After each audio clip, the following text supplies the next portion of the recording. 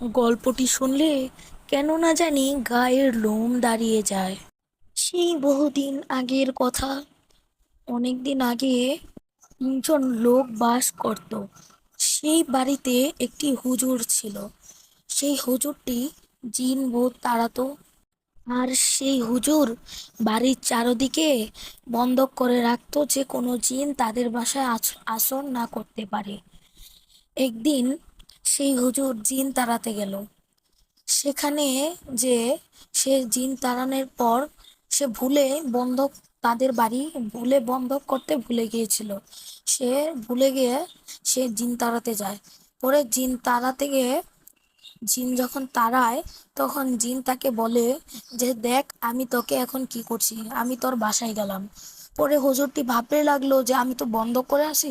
পরে তার মনে হলো যে সে বাড়ি বন্ধক করে আসেনি।